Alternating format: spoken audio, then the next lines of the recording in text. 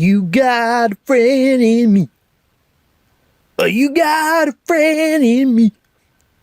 When the road looks rough ahead and you're miles and miles from your nice warm bed.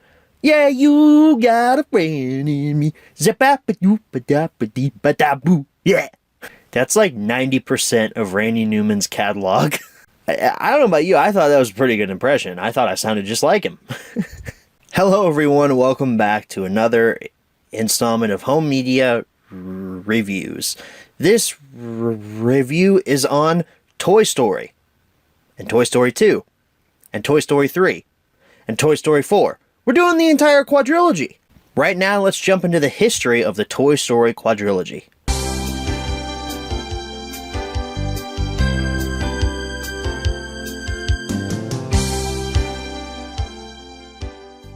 So before we get too far into the history section, let me just remind you of the rules for these big multiple movie episodes of Home Media Reviews. We do not cover every single individual release in the history section for these episodes. That would just take too damn long. We cover when these were released in theaters and then their first release onto physical media. And then after we get finished with all of that, then we can talk about when all four of these movies were included in a boxed set together. Does that make sense? I sure hope it does. Okay, no more rules talk. Let's get into the history. Toy Story hit theaters on November 22nd, 1995. The first fully computer animated movie to hit the big screen.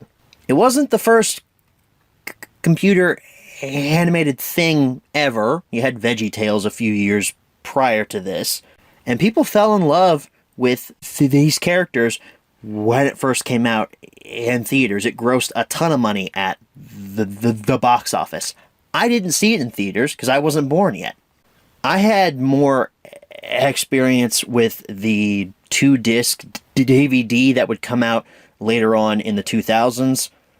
I actually lost the second disc to that set because I didn't care about the bonus content. I just wanted the movie. My brother actually was way more into the Toy Story universe than me. He had a Woody costume that he would wear every day.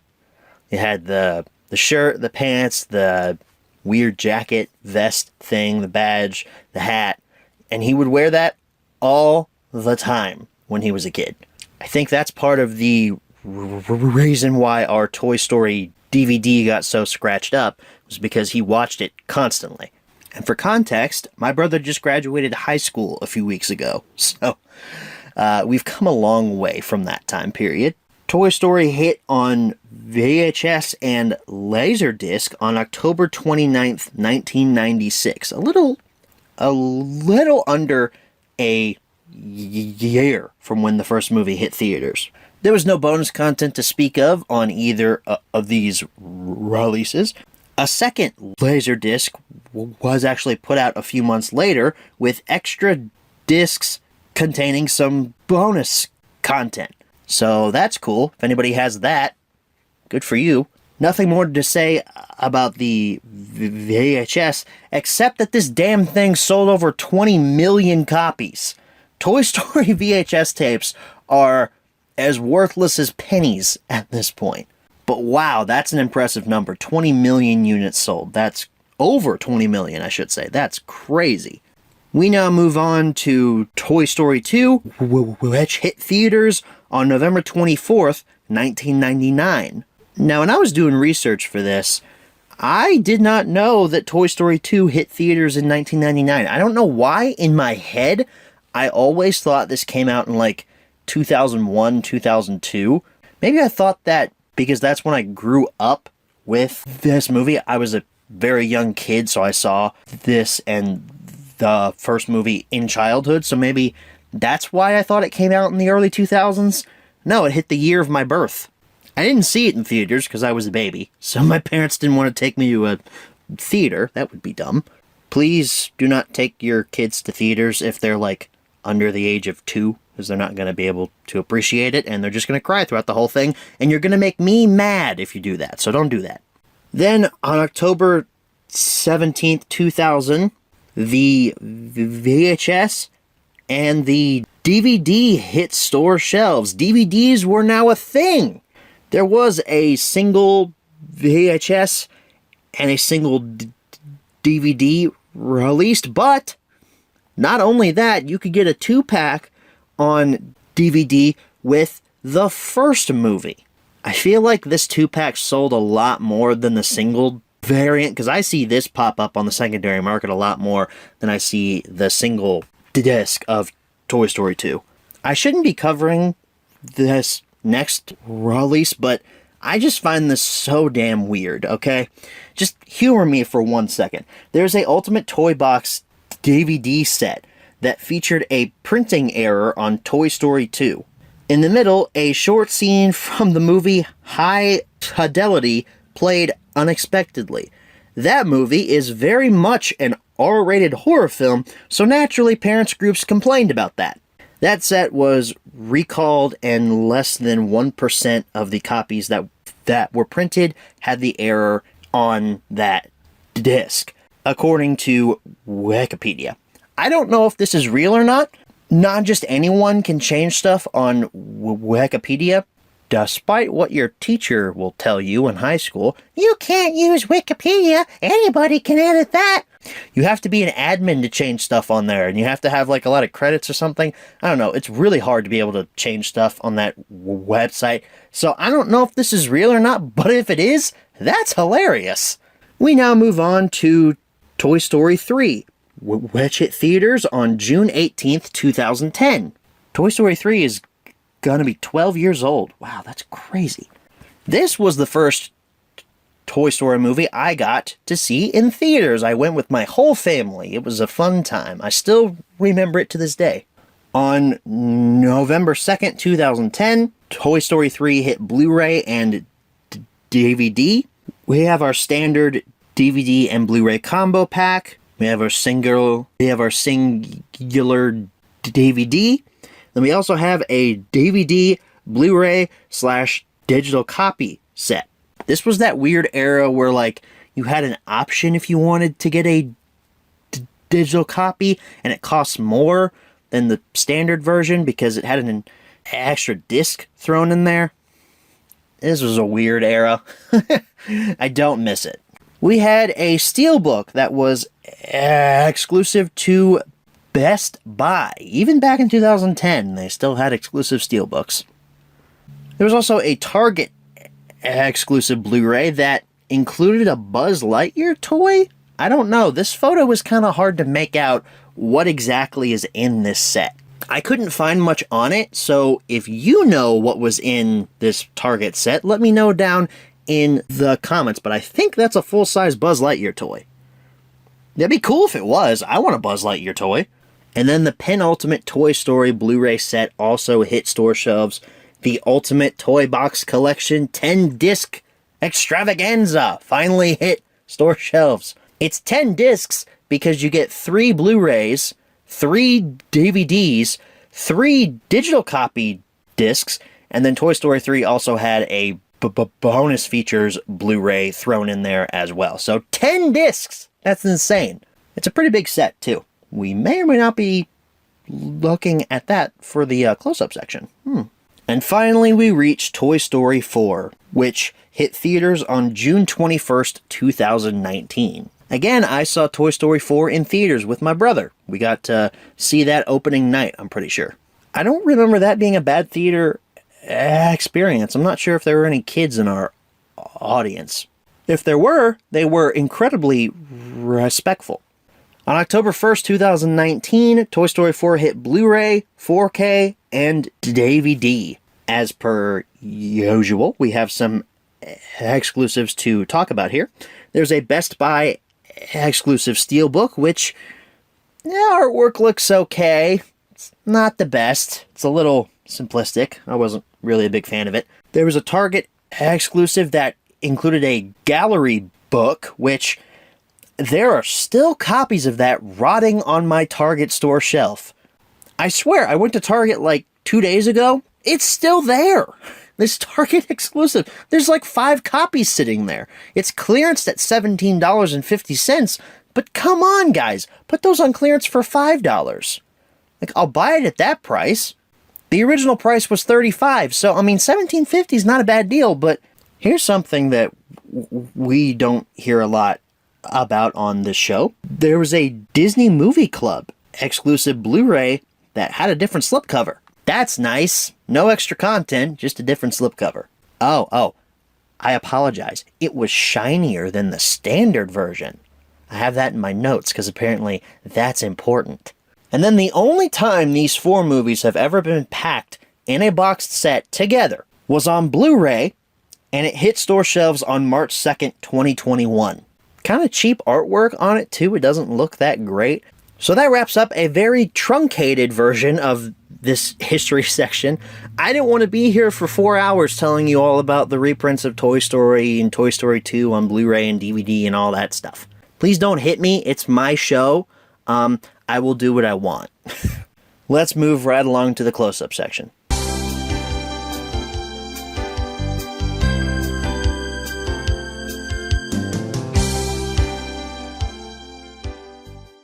Alrighty, everyone. Here's your close-up look at the Toy Story Quadrilogy. We're starting off here with the Ultimate Toy Box Collection, which includes the original trilogy. So on the top, you got the list of the 3 films, Blu-ray disc logo, Ultimate Toy Box Collection.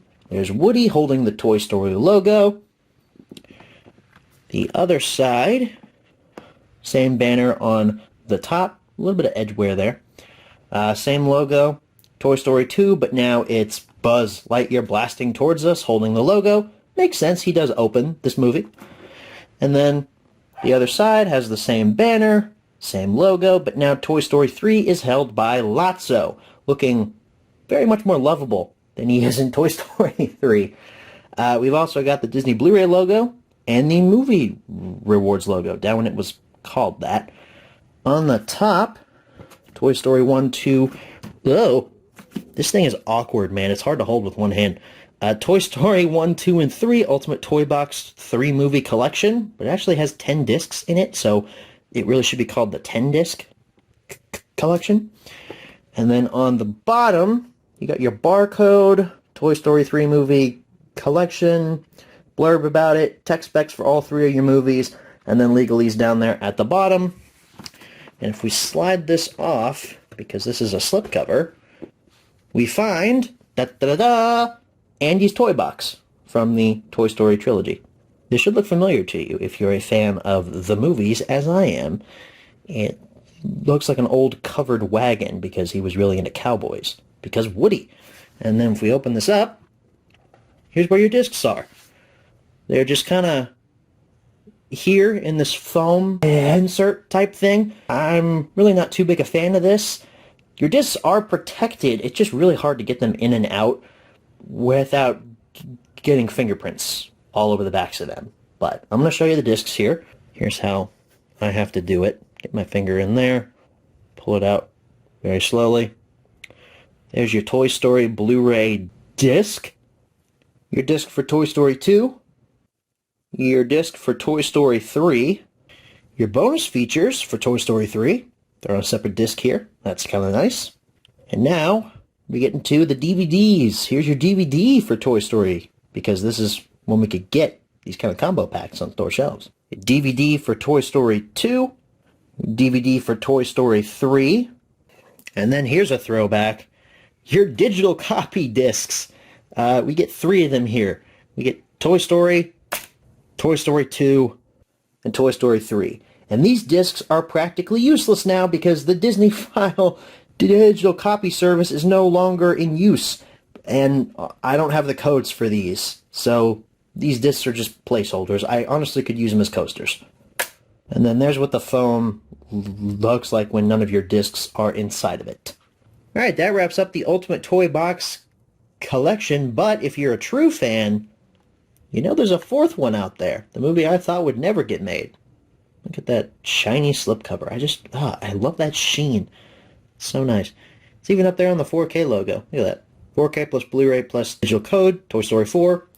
You got Woody, Bo Peep, Bunny, and Ducky, as well as Forky and Buzz, 4 times sharper than HD. Kind of misleading. Over an hour of bonus, deleted scenes, Toy Stories, and more. Redeem your digital code, blah, blah, blah, blah. Ultimate Collector's version. It's neither Ultimate nor a Collector's version.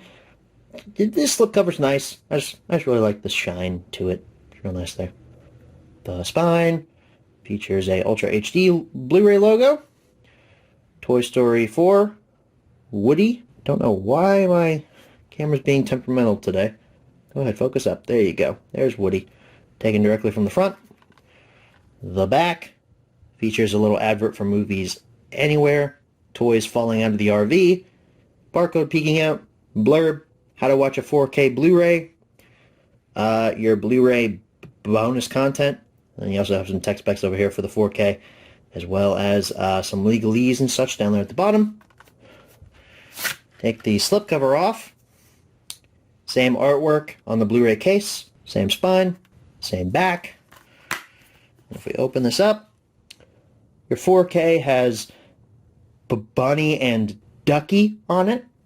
4K logo's right there, in case you're blind. Your Blu-ray has your main trio of heroes on it. And then underneath that, because for some weird reason they double stacked this, you got your bonus content with the character that Keanu Reeves plays, because I don't remember what his name is. I don't think I've seen this since theaters. At least when I'm recording this close-up, I haven't seen it since theaters. Obviously, I'm going to watch it for the review. Don't come at me in the comments for saying, oh, he didn't watch Toy Story 4. No, I did. That poor standard 4K looks so sad next to the Ultimate Toy Box collection. Is this an omen, perhaps? A reference to my opinion on Toy Story 4? Do I think it's dwarfed in the eyes of the Ultimate Toy Box collection, or the original 3 films? But hang on a minute. Toy Story 4 is the only one I own on 4K. That one must be his favorite, right? He loves 4K. You won't find out until we get to the end wrap-up, will ya? Speaking of that, let's move right along to the menu tour, but I have to explain something before we do that. There are a lot of discs here, and I don't want to be here for what feels like forever, showing you a bunch of discs. So we're only going to be looking at the menus for the Blu-ray film discs. No bonus content, no 4K, and no DVD. If you guys would like to see those menus covered in a potential menu tour only supplemental type thing, let me know down in the comments and I will be sure to add that to the schedule for when season 4 ends. But for now, let's just take a look at the film Blu-rays. Alright everyone, here we are for the Blu-ray menu of Toy Story. I am not holding up that giant toy box collection thing, but just rest assured it's in the player. So our menu has concept art from the first Toy Story playing in the background. I'm pretty sure Randy Newman's "You Got a Friend in Me, You Got a Friend in Me" is playing in the background, because that song is like synonymous with this film. Then we have play movie scene selection here, and look, we can just automatically go to scene selection. We don't have to go to like a separate menu or anything. Oh, and look, it's even got titles and a little bar. It's all like drawn, like Andy drew it or something. That's cool. Look, there's "You've Got a Friend in Me" right there. So we've got 30 scenes in total, 29 if you don't count the end credits. Your bonus content includes a sneak peek at Toy Story 3. This Blu-ray must have hit when Toy Story 3 was coming out. You have an audio commentary. You have mission logs from Buzz Lightyear, Blast Off, Paths to Pixar, Artists, Studio Stories, John's Car, and then Studio Stories, Baby AJ, Studio Stories, Scooter Races, Buzz Takes Manhattan, Black Friday, the Toy Story you never saw, and learn how to take your favorite movies on the go with Disney File digital copy. Yay, that service doesn't work anymore. Classic DVD bonus features. We got Filmmakers Reflect, Making Toy Story, the legacy of Toy Story, designing Toy Story, deleted scenes. It has a little sub-menu over here. There's 18 minutes of deleted scenes over there. That's a lot of stuff they cut from this movie. Designs, 14 minutes of that. You got designs of all kinds of stuff here. Story as well. You have a little story subsection, production section, music and sound subsection, and publicity, which includes like character interviews, trailers, TV spots, posters, toys and stuff. And then Toy Story treats down there at the bottom. Hobbies, dreams, Space Rangers games, Rex at play, ham salesman, nighttime thrill ride, TV time, Professor Rex, fast food, alien encounter, Go Fish, Mrs. Nesbit, and the Buzz Lightyear commercial. Moving on to the setup, and your audio options include a 5.1 English mix, a French 5.1 mix, Spanish 5.1 mix, a English 2.0 mix, and then another English 2.0 mix. And for subtitles, you have English, French, and Spanish. You can also learn how to maximize your home theater. I don't have one of those because I'm poor. Your sneak peeks include Disney Movie Rewards, Toy Story 1 and 2, Princess and the Frog, James and the Giant Peach, Disney Parks, Toy Story 3, stuff that's coming out on Blu-ray soon, and Beauty and the Beast.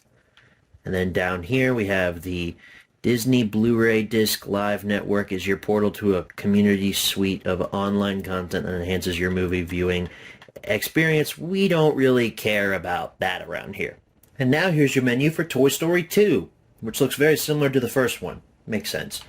You got scene selection, same layout as on the Toy Story 1 Blu-ray. Forgot to mention there's concept art in the background, just like on Toy Story 1. These Blu-rays came out like the same time. I think they came out on like the same day. So it makes sense why they look similar. 35 scenes this time around, and I'm counting the end credits because they have fake gags and they're very funny. Your bonus features include another sneak peek at Toy Story 3. This time it's about the characters. You got audio commentary. You have another one of those Buzz Lightyear mission logs. This time it's for the International Space Station.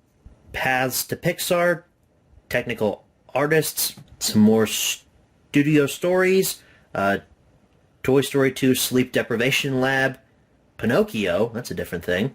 The Movie Vanishes. Now, I am assuming that's about when they accidentally deleted Toy Story 2 off of their server. If you don't know that story, look it up because it's kind of hilarious how that happened. They accidentally deleted the movie.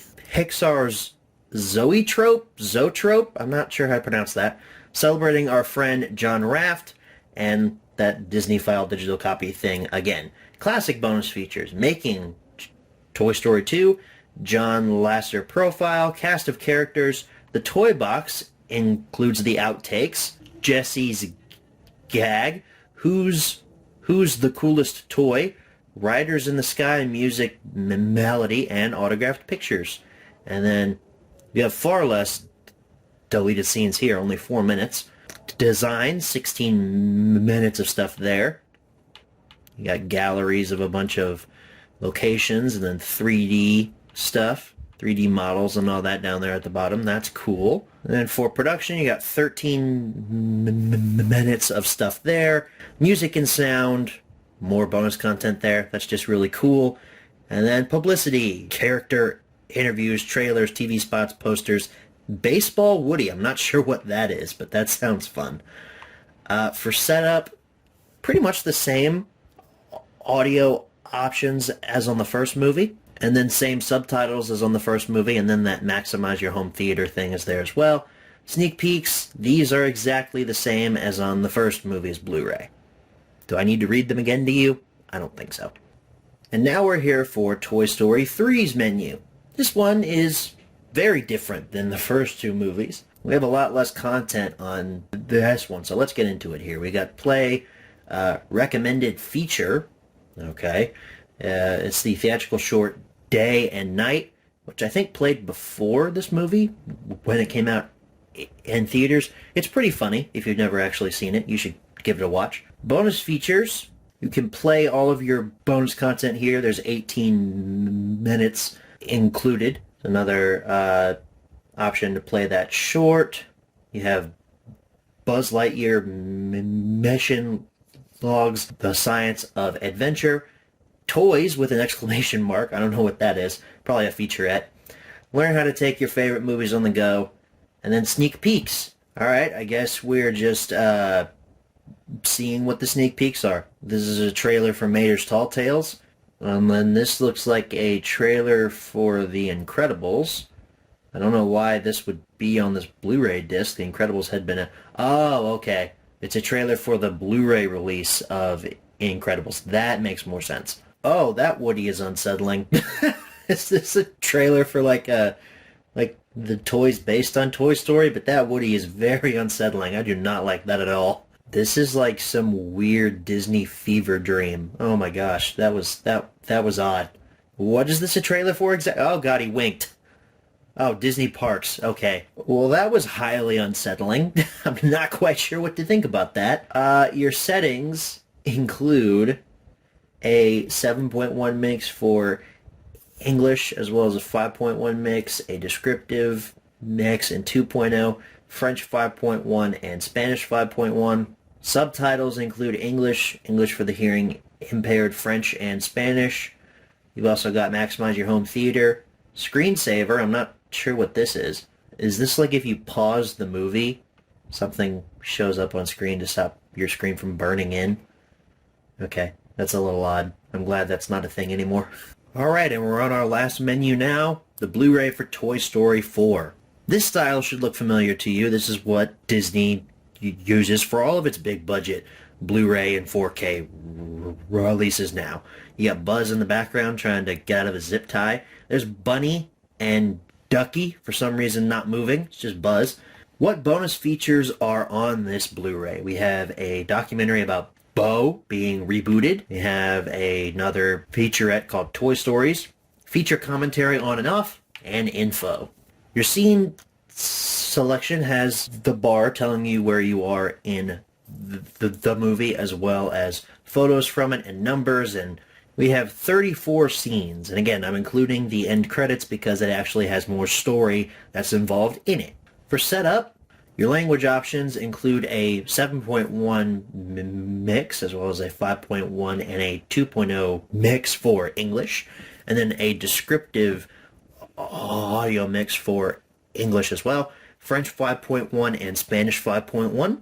Your subtitles include English for the hearing impaired, and then just standard English, French, and Spanish.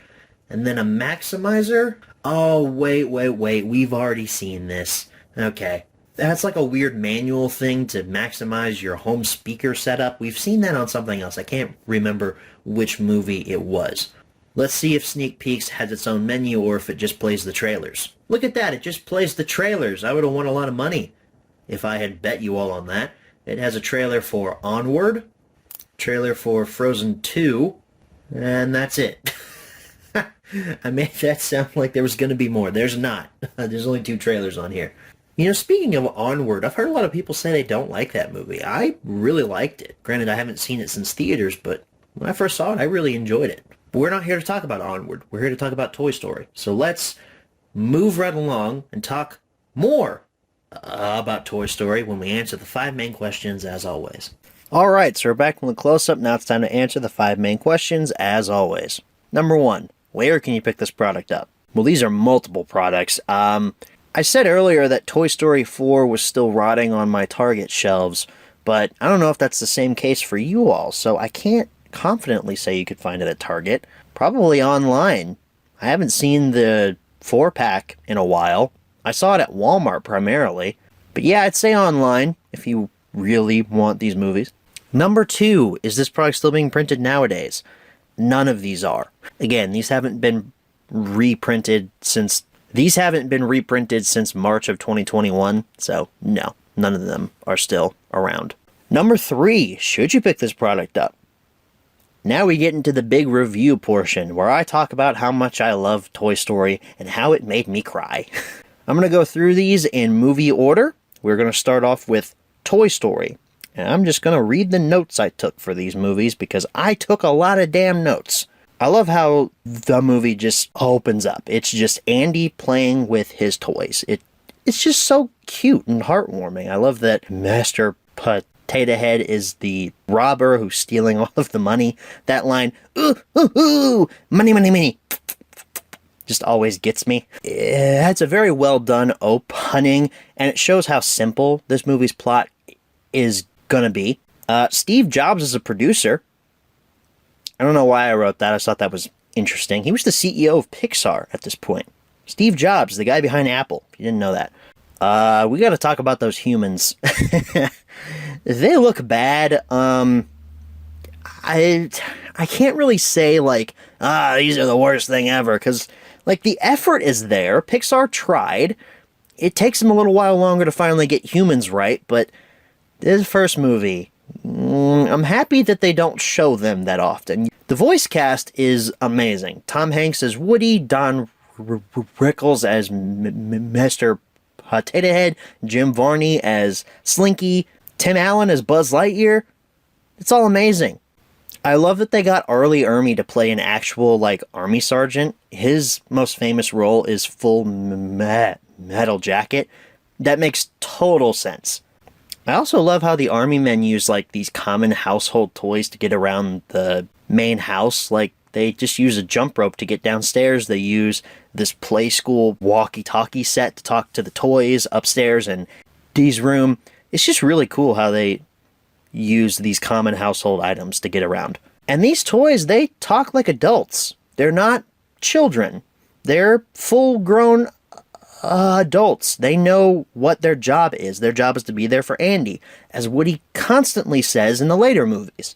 And they have sophisticated conversations. There's a quote that Woody says during the staff meeting. All right, so that meeting about plastic corrosion was a huge success put on by her spell.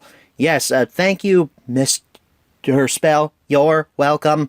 Did you ever think that you'd hear a line about a plastic corrosion meeting in a kid's movie like this? I didn't. And then later on, when Tim Allen as Buzz Lightyear gets introduced, him and Tom Hanks have amazing chemistry. I love their back and forth throughout this movie. And Tim Allen plays a delusional spaceman so well. Local law enforcement. It's about time you all showed up. I am Buzz Lightyear, Space Ranger. It seems my ship has crash landed here. Woody's jealousy plot with Buzz feels completely natural. He's always been number one. He's been Andy's favorite toy since kindergarten. And now, with this new, objectively better toy coming in to take his spot, he feels threatened by that. And Tom Hanks does a great job at vocalizing that anger. The scene at the gas station under the truck is hilarious. It's one of the movie's best scenes. You are a toy! You aren't the real Buzz Lightyear without you're an action figure! You are a child's plaything! You're mocking me, aren't you? Let's talk for a brief minute about Sid. He is sadistic, man. I don't have a lot of sympathy for him because he's a cruel bastard, but I have more sympathy for his dog. Mainly because the dog doesn't look very good. It looks worse than the humans, in my opinion. But it also looks like my dogs, Rebel and Leia, had a baby together. Like, that's what Scud looks like. I love his name, Scud. Those little green aliens are just hilarious. Whoa! Strangers from the outside. He has been chosen. He must go. Stop it! Stop it, you zealots! Sorry, my notes are kind of all over the place here. I don't know why I talked about Sid earlier. Then I said the green aliens were funny. Now I'm back to Sid. Sid as a villain works, even if he's not that compelling. The real antagonist here is trying to get back to Andy's room before he leaves. Sid as a villain, like, he doesn't know these toys are alive. He's not trying to keep them there as a... Well, he is trying to keep them there. He thinks they're his, but he doesn't know they're alive. It's not like he's saying like, oh, you'll never get back to Andy's house. I'm not even sure Sid and Andy know that the other one exists. I'm sorry. I started laughing at this because my notes say that Buzz's midlife crisis, which, yeah, that's kind of what it is. It's treated with seriousness. He realizes that he is a toy. He goes through a crisis of conscience. He's like, what am I supposed to do now? If I'm not a real space ranger, what am I? The way the toys come together at the end to practically ruin Sid's mental health is amazing. I love that Woody has to accept the cannibals, in quotation marks, as real toys, and they come together to take revenge on Sid. It is kind of a cop-out, though, that they establish earlier that the toys can't be seen alive, but then to get away from Sid, they have to be seen alive.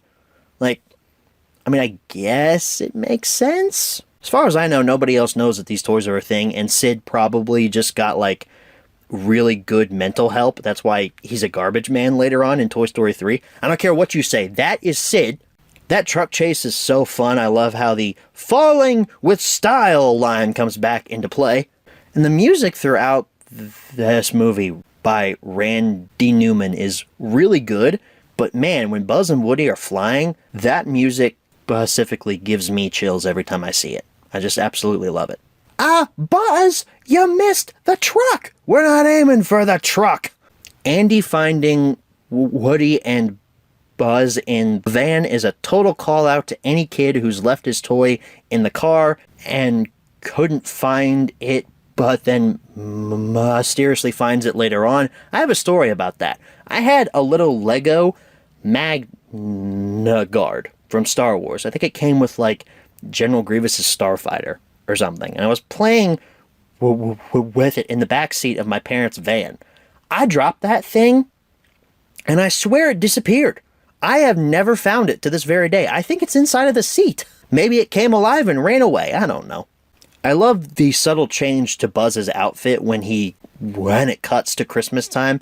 He's not wearing his helmet. He wore that thing throughout the entire movie because he felt that he was a real space ranger. But now he's accepted his reality as a toy, including his new family, and he's not wearing his helmet. I just find that really cool. It's a cool little visual thing. And that's how I would describe Toy Story. It's a very simple movie, but it's got some really cool moments throughout it. It's a visual achievement that this movie even got made. Yeah, the animation is a little bit on the simplistic side. It would get way better in the subsequent sequels, but this tells a really heartwarming story about what it means to accept your job in life and to bring joy to others. It's a really good message for a movie about toys. So would I recommend Toy Story? Yeah, I would. I think it's a fun, simplistic story with a great vocal cast, and everything about it is just good. It's just a good movie. And that's saying a lot, because I think Toy Story 2, that's even better. It definitely improves a lot on the first movie, especially the animation. The opening sequence in Toy Story 2 shows how big of a scale this movie is gonna have. It's spectacular. That music, that Buzz Lightyear theme, like it's just awesome. He's flying through this planet where the rocks are floating up. You hear sounds from Star Wars. It is just a really fun action scene, and it gets you just pumped up for this movie. The dialogue for the toys is still fantastic, and the vocal cast is still fantastic as well. We get more lines from characters like Rex, Ham, Slinky. I can't press the fire button and jump at the same time. For crying out loud, it's this one. I despise that chicken. The dog, Buster. He's adorable. I love that little guy. I want a Buster in my life. I guess I kind of already have that with Leia, but he's so cute. I love him. I love that he knows these toys are alive, because he can't tell the humans. And Woody has him trained very well. It takes a lot to train a dog to actually, like, sit up and play dead like that. Like, he has him trained very well. And he doesn't look like sculpted putty. He actually looks like kind of a real dog, Buster does. Looks way better than Scud. And the humans also look much better. Not great, still, a little kind of odd, but they look much better than the first movie. It's amazing how much of an improvement these humans went through in 4 years. I love that vision that Woody has where Andy throws him away. It's a perfect encapsulation of his fear of having no purpose, which comes back again in Toy Story 4. He's scared of having no purpose. He's scared of being a lost toy. Hey, it's not suicide. It's a rescue. That's just a great line. That had me cracking up when Woody goes to save Wheezy from the yard sale. Wayne Knight, hello Newman, hello Jerry, is here as Al, the big collector dude with the weird comb over, and the thief that steals Woody. It's Wayne Knight. That's amazing. He's perfect in this role. I love Al as a villain. Although at first it kind of rubs me the wrong way that this is the stereotype of collectors, me being a collector myself. I would never steal something like that, because I'm not a thief like Al, but I think he's the extreme collector, the kind of person who would, like, sell his mother's kidney for a rare Star Wars action figure that's still mint on card. Like, I would never do that. I'm not that crazy. But Al works as that extreme caricature of a collector. And if we didn't have Al, and if we didn't have this movie, we wouldn't have the amazing line, I can't believe I have to drive all the way to work on a Saturday, all the way to work. Good meme. I love that Twitter account that just sends that clip out every Saturday. Makes me laugh all the time. I love that the show Woody's Roundup is sponsored by a cereal company. I don't know why, but that just totally makes sense. It makes me think of when Hostess tried to advertise in Marvel Comics and the Marvel characters were like eating Hostess snack cakes. Jessie is one of the best new characters in this movie. Joan Cusack is amazing as her, and I love her PTSD subplot. It really shows how much pain these toys go through when they're rejected by their owners. It makes her character way more compelling. I feel for her during that montage. I feel like everybody who's seen Toy Story 2 comments on the cleaning sequence, but it's immensely satisfying. I wish I had that set up to fix my toys with. That shot of Buzz walking through that huge aisle of him, basically clones of Buzz Lightyear, because it's a bunch of his toy on that store shelf. That is an awesome shot. I don't know what it is about it. It's so powerful to see that. Because Buzz is like, wow, there's a lot of me. It makes me think how the clones in Star Wars feel, the clones of Jango Fett. They're not unique. They're the same person, but they have different personalities. But they're the same person down to their DNA. It's a cool concept. And I love how the new Buzz Lightyear doesn't know that he's a toy either. He's like the original Buzz that we know, and that Buzz can see how delusional he really was. The conflict with Andy growing up and how that's explored with Woody is really well done. It's done through the context of Dinky Pete saying, do you really think that Andy is going to take you to college? Or on his honeymoon? He's growing up, and there's nothing that you can do about it. It's just so powerful, especially thinking about me. How I grew up. I was the same age as Andy, and now I'm 22, and there was nothing I could do about it, you know? If I could choose, I'd go back to being a kid right now. I loved being a kid. It was amazing, but am I going on a weird existential tangent right now? Probably. But I just love how that conflict is introduced and how it's explored more in Toy Story 3. Al's collection of Woody's Roundup toys also brings up the question of what a toy's purpose really is. Me being a collector, I enjoy having toys both in and out of the package, but they aren't being played with. My toy collection is basically just incredibly expensive decor, and that makes me think, should it be? What if they could bring a child happiness instead of just sitting on my shelf so I can stare at it and feel good about myself? Should they really be hung up on the wall as a decoration? I guess it all depends on your perspective. Now, I'm not thinking of selling my collection to a bunch of kids that won't appreciate it. Absolutely not. But, like, it makes me think, what if that Forlom or Zuckuss action figure would bring a child happiness? But it's sitting here, in my room. It kind of makes you wonder. Climax is fantastic. I love how Stinky Pete winds up with a person. He was mint in his box. Nobody wanted the smelly prospector guy. They just wanted Woody, Jesse, and the horse. They didn't want Pete. So he probably feels very rejected by that, and he wants to be loved, but the way that he thinks that can happen is being stared at through glass for the rest of his life. And he winds up with a person, but he's not excited about it, and I think that's hilarious, actually. She's an artist. The sequence where Woody has to save Jesse from the airplane is fantastic. It's great. It's got great music to it. The animation is spectacular. Just everything about it is really fun. And in my experience working at UPS, airport people do not give a flying crap what is in your boxes. They will throw that stuff all over the place. I know this because I've done it. Also, you can't just close a plane door and say, no, it's too late, we'll put it on the next flight. That's not, no, that's a big no-no. You can't do that at UPS. They got a schedule to keep up, man. You can't just throw something on another flight. I know that this is a commercial airplane, so it's different than a privately owned shipping company, but that still doesn't sit right with me. That's not how it should work. Overall, I just have a way more fun time with Toy Story 2 than I do with the first one. The humor is improved.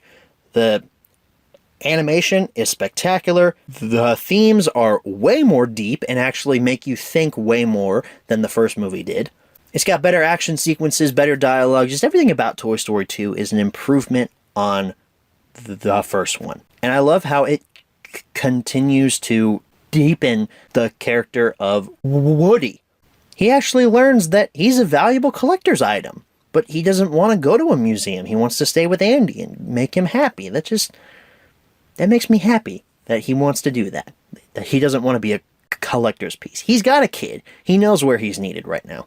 I adore Toy Story 2. It's one of the best sequels ever made, and I absolutely recommend that you go out and see it. And it was my favorite of the Toy Story franchise, right up until Toy Story 3 came out. The opening of Toy Story 3, just like with these last few movies, shows just how big the scale is going to be throughout. The animation has improved dramatically. It looks even better than it did in Toy Story 2, and it looks miles better than Toy Story 1. Speaking of Toy Story 1, I love the references back to that first movie with, "You'll never catch me, Sheriff! I brought my attack dog with a built-in force field. Well, I brought my dinosaur who eats force field dogs!" And there's even throwbacks to Toy Story 2 with, "Evil Dr. Porkchop! Death by monkeys!" The opening of this movie is just bonkers. I love everything about it. And the opening montage of Andy playing with all of his toys set to "You Got a Friend in Me," it's absolutely perfect. But it is a bit foreboding when it ends on "A friendship will never die," and then it just cuts. It sets the tone for Toy Story 3. It's going to be a different story. It's going to be a tug at the heartstrings. This is the most profound line from Woody and Ham. "Come on, guys, we all knew this day was coming. Yeah, but now it's here." I felt like that when I graduated high school, when I made the choice to ask my best friend to marry me, when I got my first job. I mean, every big thing in my life, I always knew that this day was coming, but now it's here. I'm sure everybody can relate to that in some way. Voice cast, still fantastic. I still feel like I need to mention them every movie because they're amazing in their roles. I also love the small bits of humor, even though this is a really sad situation that the toys are in. Alright, come on. Let's go see how much we're going for on eBay. The plot is very similar to the first two movies. It's all about getting back to Andy. The toys are lost, they have to get back to Andy. That's the third time that we've seen it. However, this movie turns that plot on its head. Andy doesn't want them anymore. Or I guess he doesn't need them. He still wants them. He was going to put them in the attic, but he doesn't need them anymore. If they run off to Sunnyside, he's probably not gonna notice. Well, I guess he does notice, because that's how they find out later on that he was gonna put him in the attic, and he was making sure that they were okay. Let's talk about Lotso Huggin' Bear, voiced by Ned Beatty, the series' best villain by far. His performance is fantastic. And he is the ultimate gaslighter. He just turns every toy around him into the worst version of themselves. And that's because he is the worst version of himself. He has never been able to let go of that rejection that he experienced when he was lost. He has this twisted view of reality that he convinces every single one of his quote-unquote friends, I would call them subordinates, to believe in. He thinks that because he can't have a kid, that nobody else should. His ego needs a major check, and like I said, he is the best villain by far that the Toy Story series has given us. And Beatty, absolute perfect performance. I love Lotso. I bought a stuffed animal of him because I loved it so much, and it smells like strawberries. That montage with those kids beating up those toys, man, that's hard to watch. Especially knowing that they're alive and that they're feeling all that pain. Seeing Jessie get her hair dumped in a tub of paint and painted on with all that stuff. Rex loses his tail. It's painful, but it's very real because I've seen younger kids at my church play with toys like these. Yeah, this is how they play with toys. They're very rough. I was probably very rough with my toys when I was this age. I love that the secret gambling ring that Lotso's men hang out in is at the top of a vending machine. I don't know why, that's just so cool to me. And they're using that pull toy as like a roulette thing. That's amazing. That makes total sense. They're gambling with batteries and Monopoly money. It's just smart. And Michael Keaton gives a fantastic performance as Ken. He's borderline unrecognizable. Not as much as Chick Hicks. I never knew that he was Chick Hicks for a very long time, but here, he's very good as well. I really like him as Ken. I'm not a girl's toy! I'm not! The movie suddenly becomes a prison break story during the third act, which I think is fantastic. I love prison break movies. It's so entertaining to see how these toys conquer their situation and get out of this jail that they've been put in. And Buzz being reset back to his factory settings leads to one of the movie's best jokes. Help! Prison riot! He's in the plastic container, cuts a hole. Oh! That always makes me laugh. I said, no one can hear you. What? He said, no one can hear you. Shh! Would you be quiet? Spanish Buzz is also very weird, but I enjoy it a lot. It's a funny gag. Kind of goes on a bit too long, but I enjoy it a lot. Now we come to the part that really got me in the theater. Well, one of the two parts that got me. So, the climax in the dump is like one of the biggest emotional thrill rides I've ever been on. First, they wind up at the dump, which is not good. That's not good at all. Not fun for them, obviously. Then they're on the conveyor belt, which is like, well, okay, where are they going to now? Are they going to get shredded? Then they need to find something metal to avoid being shredded. They find that, and then Lotso has to be saved. So they save Lotso, and then he betrays them like the big, giant butthole that he is. I can't say the other word. I can see daylight! We're gonna be okay! Ha ha ha! I don't think that's daylight. Nope, it's literally an incinerator. They've been on a conveyor belt, almost shredded. It's literally an incinerator. It just keeps building on top of each other. It's insane. And then, of course, Lotso runs away. Where's your kid now, Sheriff? Then the real moment that almost made me cry in theaters. They all start to realize they're not making it out alive. They're all going to die here. This is how their story ends. The hand holding, everyone just starts holding each other's hands as they're accepting their fate. Because if they're going to go out, they're going to go out as a family. And it's really powerful to realize that the last person to realize this is Woody. He's the character that for 3 movies has fought so desperately to get back to Andy, to be there for Andy, to be there for his kid, and to realize that this is how he's going to go out. Literally being burned alive. When he grabs Buzz's hand, it is so emotionally powerful. They all close their eyes, and it just, I almost lost it in theaters. There have only been 3 movies that have almost made me cry. Logan, Endgame, and Toy Story 3.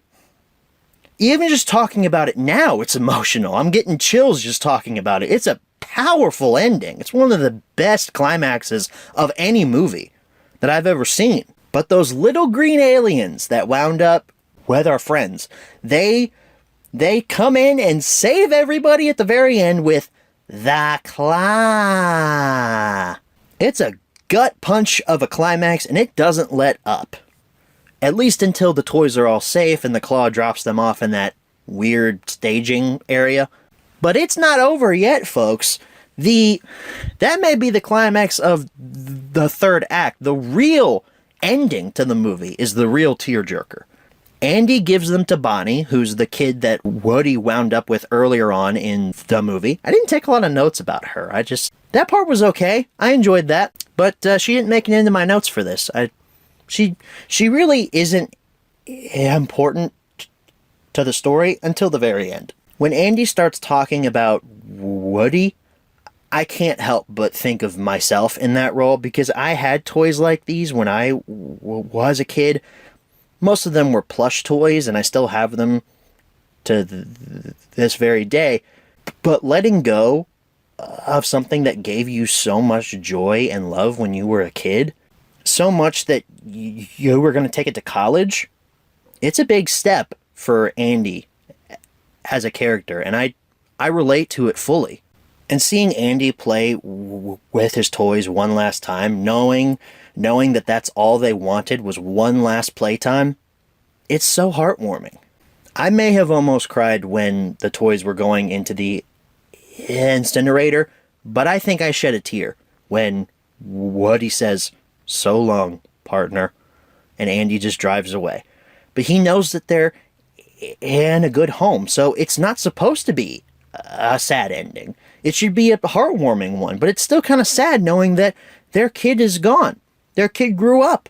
This movie forms a complete trilogy and leaves the audience feeling sad, but also content with how these toys' stories ended. It is by far my favorite of the first 3 movies. I love it so much. It's such an important movie to me, and I absolutely recommend that you go out and see it. I don't know how people can say this is the worst one of the trilogy, because there are some people out there that think Toy Story 3 is not the best of the original trilogy. They think it's the worst one. I honestly don't know how. Do you not have a heart?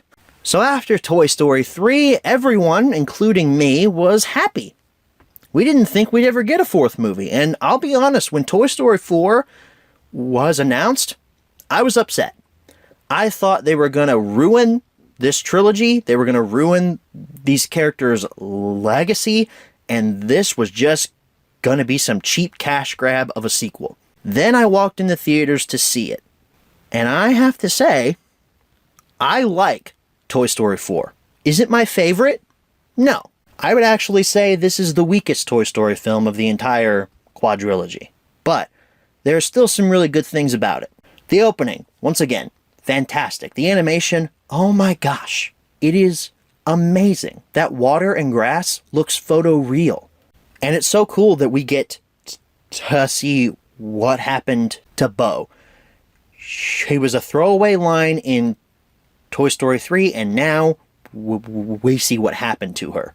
Those humans look amazing, too. Pixar finally got humans right. Andy, his mom, Molly, Bonnie, her parents. Everything looks great here. The humans look not photoreal, but they look really good. Bonnie not wanting to go to kindergarten, it is relatable. I was that way when I was a kid. I didn't want to go to school at all. I wanted to stay home. It really makes these humans feel more like characters as opposed to like these godlike creatures that these toys are meant to serve and be there for. And even a year after being donated to Bonnie, Woody is still trying to get over his love for Andy.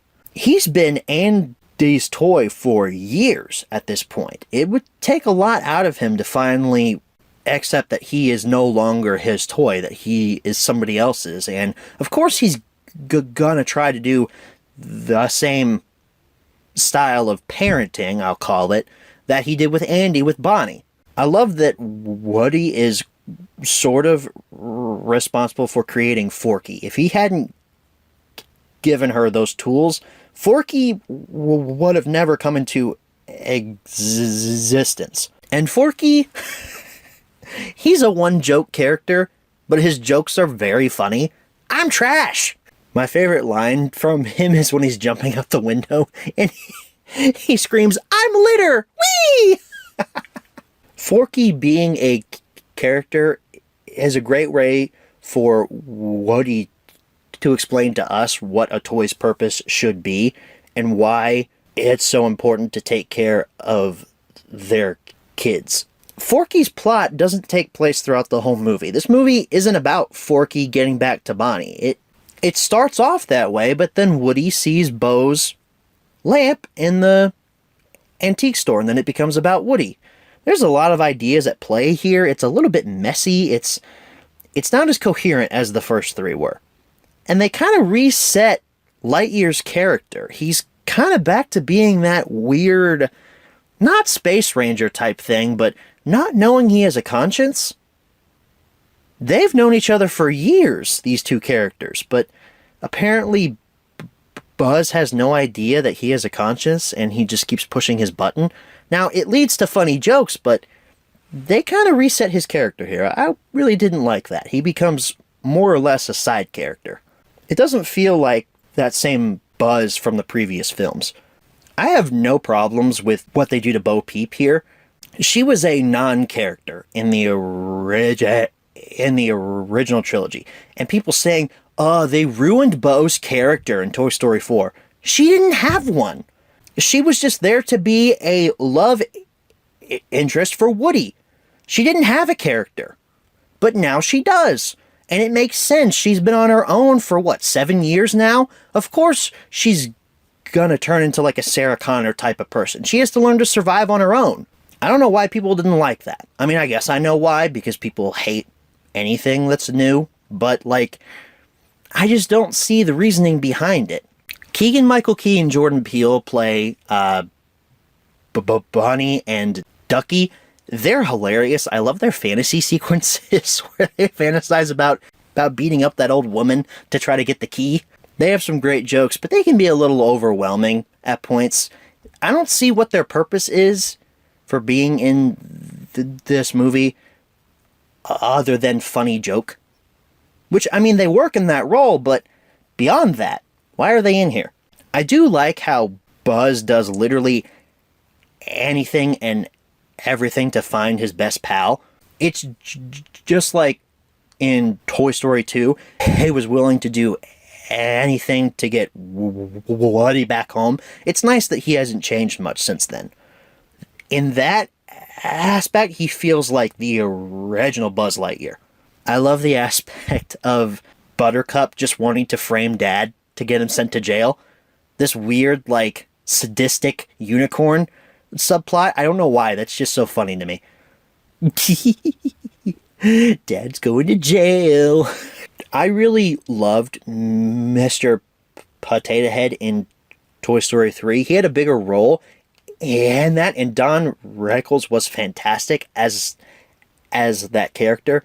And his loss, you can really feel it in Toy Story 4. I think they have him speak maybe once or twice, and it's recycled stuff from Rickles' old catalog, but man, Mr. Potato Head is so silent in this movie. You can really tell. It feels wrong that he's mute throughout this entire film. And again, I get why. Rickles had just passed away. It would feel disrespectful if they recast his role, but they did the same thing with Jim Varney when he died. He died shortly after Toy Story 2 came out. They recast him for Toy Story 3, and this new guy sounds just like him. Why didn't you wait a few years after Rickles' passing and then find a sound-alike guy to voice Potato Head? I don't know, maybe Jim Varney wasn't as important as Rickles, but it just doesn't sit right with me. I don't like how mute he is in this movie. Carl Weathers is Combat Carl. That's amazing. I just love Carl Weathers. And poor Snow Combat Carl never gets a high five until the end credits. That's so funny. But also so sad. I felt so sad for Snow Combat Carl. Oh boy, Keanu Reeves as Duke Kaboom is hilarious. I love his backstory with Rajon. It's a commercial. Rajon. It's not supposed to go that far. Toy commercials all the time sold you a false bill of goods, so it makes total sense why his kid would have rejected him. It's also kind of sad, though, because he's got PTSD from it, but I just find his character hilarious. I love Keanu Reeves in virtually everything. He's just so cool. You can really see how much Woody cares about Bo in the beginning, and while he's learning about her time away from Andy's house. She represents the unknown, that scary life Woody has always feared, being away from a kid. He's never wanted to be lost. But as the movie goes on, he starts to think, well, maybe I could be. Maybe I am cut out for this life. He loves saving other toys, and he does a great job at giving Gabby a new home. And Bo's speech to Woody about what he really needs is one of this movie's best scenes. Woody has to confront his feelings of being rejected when Bonnie was his last hope in the previous movie. Gabby as the so-called villain is really good. She's not particularly a villain. She just wants a kid. She just wants to be loved. She's not like Lotso levels of, I was rejected. Everyone must suffer. Like, no, she didn't go down that route, but you could kind of see where she could go down that route if she wasn't saved by Woody and his gang. That scene where Gabby gets rejected by Harmony is heartbreaking. It really makes you think of this in context of a romantic relationship. There are people out there who see this person that they like and they think this is their last opportunity to get in a relationship, and when they get rejected, it just absolutely crushes them. It really hurts you to see Harmony just throw her away like that. She wanted so badly for Harmony to love her, but she doesn't realize there are plenty of other children out there who would be more than happy to love Gabby for who she is. These toys absolutely love causing chaos with vehicles, don't they? These last few movies, they have driven a Pizza Planet truck, they have caused vehicle pile-ups with cones, and now they're causing vehicular destruction with an RV. It's just so funny. Now let's talk about the ending. The part of the movie that pretty much everybody thinks is bad. I don't think it's bad. I think it makes total sense. Woody has worked so hard to try to make sure that Bonnie will be okay. And hearing Buzz say that she will be without him, it finally makes that little switch inside Woody's brain click. He finally realizes, I can retire. I can be done. I can go off and I can do what makes me happy. I don't have to stay here. I can go off and be with the woman that I love. I don't have to stay here and work a dead-end job. Woody's mission with his kid is done. His purpose is complete. He can now live his life as he chooses, which is something that he has been afraid of for such a long time. But seeing Bo and how she is able to live her life without a kid and enjoy it, it shows him that he can do that too. Woody has always wanted to make kids happy, and now he can do it on a grander scale. He can free other toys and give them to kids, making them happy. He can travel with this carnival and be able to make kids happy on a grander scale. He doesn't have to be tied down to one kid any longer. The relationship he had with Bo was hinted at in the previous movies, but now, you know, it was something deeper than just a surface level thing. And yes, it is sad to see him hug his best friend and to see all of his old buddies, and it doesn't feel as sad as Toy Story 3's ending, because not everybody on screen is visibly upset. It feels more like a retirement party. Like, hey, Woody, you're retiring from the office. Well, I hope your life is alright. But man, when he hugs Buzz, I mean, I didn't cry, but I was like, wow, that's really sad.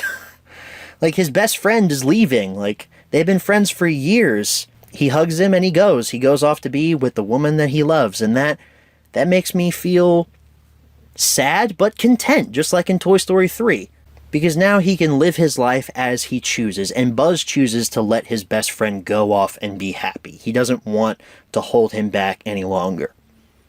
I like Toy Story 4. I think it works as an epilogue to the Toy Story universe, and I recommend that you see it if you haven't already. And guess what, all you Toy Story 4 haters out there? You can just pretend that it doesn't exist. It's my least favorite, though, of the Quadrilogy. I would rank this as 3, 2, 1, 4. It's not as smart or sophisticated as the original trilogy, but there is a lot of fun to be had in it. Number 4, where should you pick this product up? Same answers as number 1.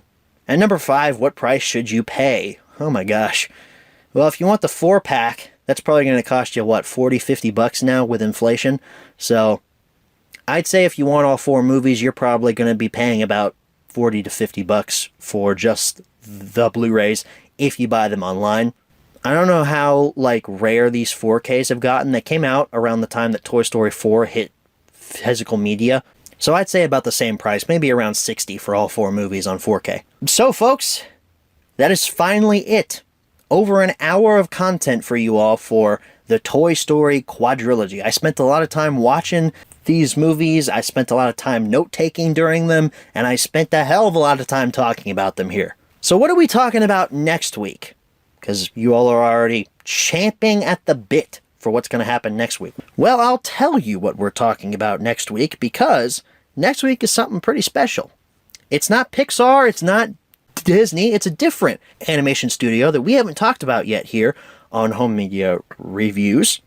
We're talking about DreamWorks, and probably their most well-known property, and definitely one of their most well-received films, Shrek. I hope to see you all then. Thank you all so very much for watching, and as always, good night, everybody. You know, I never talk about how hot this frickin' closet gets when I record in here. Whew. It's not even night either. It's like 5 o'clock. Why did I do this? It's so hot in here. I hope my acoustics don't get messed up because the door is open, but I need fresh air.